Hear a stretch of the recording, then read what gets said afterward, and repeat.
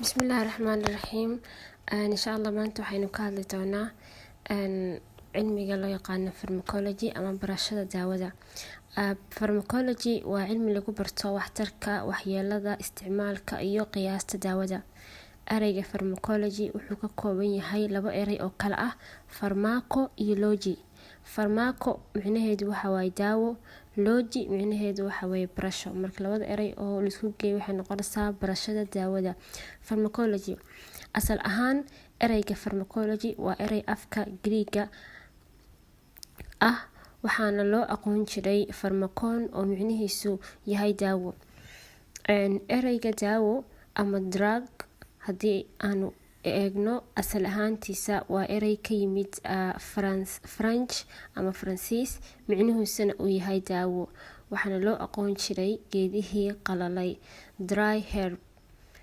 nin la yiraahdo Rudolf Bankham waa shaqsigii ugu horeeyay ee sameeyay goobaha lagu barto cilmiga daawada ee pharmacology, waxaana la furay goobtaas taariikhdu markay ahayd 1847 wuxuuna u dhashay dalka Jarmalka. Haddaba ereyga pharmacology wuxuu ka kooban yahay laba laamood ama laba qaybood oo kala duwan. Two major branches of pharmacology baa jira. labadaasna waxay kala yihiin pharmacokinetic and pharmacodynamics. haddii aynu eegno pharmacokinetics maxaa laga wadaa, waxa uu ka hadlaa waxa ay daawadu jirka ka qabato, what the body does to the drug. ugu horeyntii marka uu qofka qaato daawada, jirka daawada waxa uu ku sameeyaa 4 marxaladood oo kala ah absorption, distribution, metabolism iyo excretion or elimination.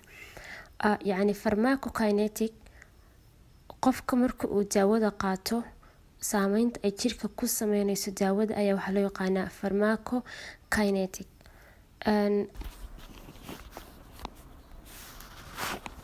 Absorption waa habka dhuuqista ama nuugista daawada, waxaana lagu daraa dhiigga. Tusaale ahaan daawooyinka afka laga qaato ayaa lagu sameeyaa habkan. marxaladda labaad ee daawadu ay marto waxaa loo yaqaanaa distribution, waana in daawada lagu baahiyo jirka oo la wada gaarsiiyo jirka oo dhan. dhiigga ayaana xambaaraya daawada, jirka buuna ku baahinayaa. marxaladda saddexaad ay daawada marto waxaa weeye metabolism. metabolism waa burburin. waxa uu badanaa ka dhacaa beerka, waxaa kale uu ka dhici karaa meelaha kale sida kelyaha, sanbabada iyo dhiigga. metabolism waa hab kimikeed oo daawada looga dhigayo mid waxtar leh oo wax qaban karta. marxaladda afraad ee daawadu ay marto waa excretion, waa qashin saar, wuxuuna badanaa ka dhacaa kelyaha walow oo meelo kale ka dhaco sida sanbabada. waxyaabaha qashinka ah ee ka dhasha daawada waa laga saaraa jirka si aysan waxyeelo ugu geysan jirka. pharmacodynamic daawooyinka waxaa loo qaybiyaa pharmacokinetic iyo pharmacodynamic. pharmacodynamic waa waxa uu ka kooban yahay laba erey oo la isku geeyay. pharmakon waa drug, dynamicna waa action ama power. pharmacodynamic micnaheedu waa waxa ay daawadu ku sameyso jirka noolaha, waxtar ama waxyeelo. pharmacodynamic waxa uu keenaa oo ka hadlaa fal kimikeedka ee jirka ka dhaca markii daawada la qaato, iyo meelaha ay daawadu tegayso iyo qaabka ay wax uga qabanayso. waxaa jira waxyaabo saameyn kara awoodda iyo waxtarka daawada, waxaana ka mid ah qofka da-da qofka uu jiro waxay mararka qaarkood saameyn ku yeelan kartaa waxtarka iyo waxyeelada daawada. jiin qaldamay waxaa afka qalaad lagu dhaho genetic mutation. daawada oo daawo kale lala qaato badanaa waxay yareysaa waxtarka ama waxyeelada daawada. qofka jinsigiisa ma laba mise dhadig, iyadana sidoo kale waxay saameyn ku yeelan kartaa daawada waxtarkeeda iyo waxyeeladeeda. sidoo kale daawada cabirka laga qaadanayo ama qadarka laga qaadanayo inta dhibcood ama inta xabo ay daawada laga qaadanayo haddii uu kaniini yahay. Haddii uu sharoobo yahayna inta dhibcood ee kaniinigaas ama sharoobada laga qaadanayo waxay saameyn ku yeelan kartaa daawada waxtarkeeda iyo waxyeeladeeda. Doos baa la dhahaa. Dooska daawadana waxay ku xiran tahay hadba inta la qaadanayo inay sameyn karto inay waxyeelo keeni karo. Sidoo kale nafaqa darrada malnutrition sidoo kale waxay saameyn ku yeelan kartaa daawadii waxtarkeedii ama waxyeeladeedii. Iyo sidoo kale waxa loo yaqaano drug resistance iyo daawadii inay jirkii la falgasho oo ay iska caabin sameyso. Sidoo kale waxa loo yaqaano resistance dawooyinka jirka iska caabiya ama iska caabin ku sameeya jirka badanaa waa dawooyin aan jirka waxba aanan ka qaban karin. Daawadaasi aysan jirka waxba aysan ka bedeli karin ama hadhow wixii sababtii loo qaatay aan waxba kasoo siyaadinayn.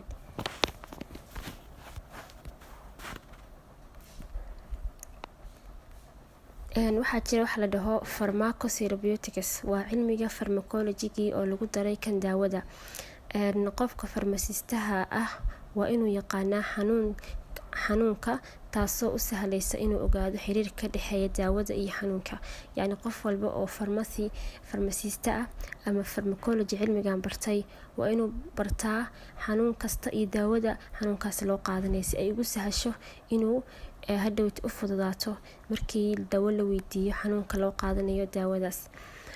Pharmacotherapeutic laftirkeeda waxaa loo qaybiyaa ama wuxuu inta badan awoodda saaraa selection daawada ku habboon ama qofka pharmacotherapist ah ama farmasiistaha ah wuxuu inta badan awoodda saaraa selectionka daawada ku habboon xanuunkaas, dooska ama xaddiga la qaadanayo ee ku habboon xanuunka iyo muddada la qaadan karo duration of drug.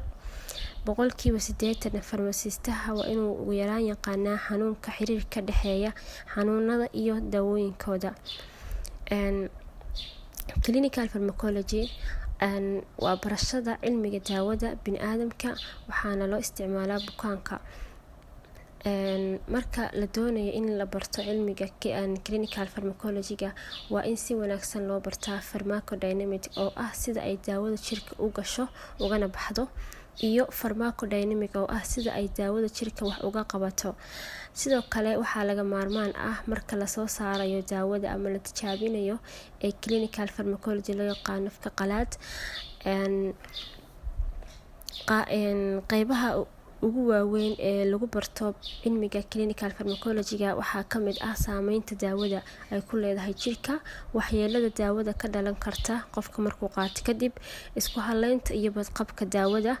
Iyo ujeedooyinka ugu waaweyn ee clinical pharmacology-ga waxaa ka mid ah in la abuuro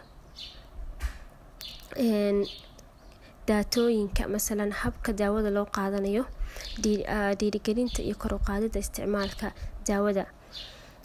Haddii aynu qeexno erayo yaryar oo naga saacidaya barashada pharmacology ama cilmiga daawada. Ereyga pharmacy waa goob cilmiyeysan oo lagu farsameeyay diyaarinta, gudbinta iyo dib u eegista daawooyinka iyo bixinta adeegyada xarumaha caafimaadka dadweynaha. Chemotherapy waa daawo cayiman oo loo diyaariyey in ay sameyso waxyaabaha ilmo aragtada ah ee loo yaqaano organism. Waxaana loo kala qaybiyaa 2 nooc oo kala ah antibiotic iyo antiparasite. Antibiotic waa nooc ka mid ah chemotherapy oo gaar u ah bakteeriyada. Antiparasite-na waxay u kala qaybsantaa antiprotozoal iyo antihelminths. Pharmacist waa qofka ka ganacsanaya ama gadaya daawada. Waa qof barta ama u tababaran pharmacist ama inuu gado goobta lagu gado daawooyinka wuxuuna diiradda saaraa badbaadada iyo waxtarka daawada. Toxicology waa barashada waxyeelada sunta ah ee ku jirta jirka ama ku jirta daawada kadibna jirka gasha markuu qofka daawada qaato. Pharmacologist wuxuu qiimeyn ku sameeyaa waxyaabaha kala ah waxtarka iyo waxyeelada daawada. Kormeer sida saxda ah ee daawada loo isticmaalayo, daawadan sida ay u shaqeyso iyo waxyaabaha ay qabanayso. Ilaha daawada laga soo saaro source of drug ilaa 4 ilood baa laga soo saaraa daawada. ama ilaha daawada laga helo waa 4. waxaa loo yaqaano plant source baa jira, daawada geedaha laga soo saaro, animal sources, daawada xoolaha laga soo saaro, mineral sources, daawooyinka macdanta laga soo saaro, scientific sources, daawooyinka kiimikada laga soo saaro. haddaba daawooyinka dhirta laga soo saaro waa waxyaabihii ugu horeeyay ee laga sameeyay daawada, waana midka ugu badan ilaa iyo hadda daawooyinka laga sameeyo.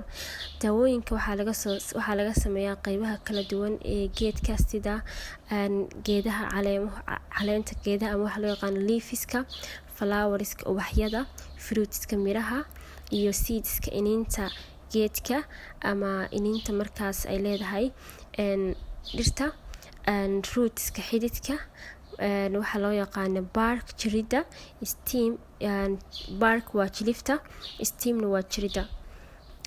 plant sources haddii aynu eegno caleenta sidee baa laga soo saaraa caleenta inta badan waxaa laga soo saaraa daawooyinka loo isticmaalo qufaca iyo xabka feeraha, component of cough syrup, daawooyinkan loogu talagalay qufaca iyo qofka markuu laabta culeyska saaran yahay in badan qufacayo. sidoo kale waxaa laga sameeyaa dawooyin kale oo badan. flowerka ubaxa inta badan waxaa laga sameeyaa dawooyinka looga hortago xanuunada, medication opiates sida daawada loo yaqaano morfiinka oo xanuun baabiyaha, iyo daawooyin kale oo xanuun baabiyaal ah. fruitiska miraha waxaa inta badan laga helaa daawooyinka loo yaqaano ama daawooyinka loo isticmaalo caloosha iyo fungaska loo yaqaano, noolahan loo yaqaano fungaska. seedska iniinta inta badan waxaa laga soo saaraa daawooyinka loo isticmaalo neerfayaasha ama daawooyinkan dejiya xididada neerfaha. rootska xididka inta badan waxaa laga sameeyaa daawooyinka loo isticmaalo matag joojinta iyo wixii lamid ah. stem waa jirida geedka, inta badan waxaa laga sameeyaa daawooyinka lagu dejiyo xanuunada murqaha ama ku dhacaya muscleska loo yaqaano, iyo daawooyinka suuxdinta ama suuxitaanka ee anesthetic drug.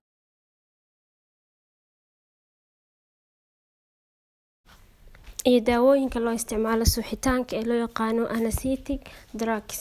insha Allah cashirkeeni koowaad ee maanta ku saabsanaa pharmacology-ga halkaas buu noogu egyahay. waa inoo video-ga xiga insha Allah, halkaas baan kasii wadi doonaa cashirada taxanaha ee ku saabsan culumta barashada daawada ee pharmacology-ga. fadlan haddii aad ka heshay muuqaalkan like, subscribe and share. waa inoo video-ga xiga insha Allah. assalaamu calaykum waraxmatullaahi wabarakaatuh.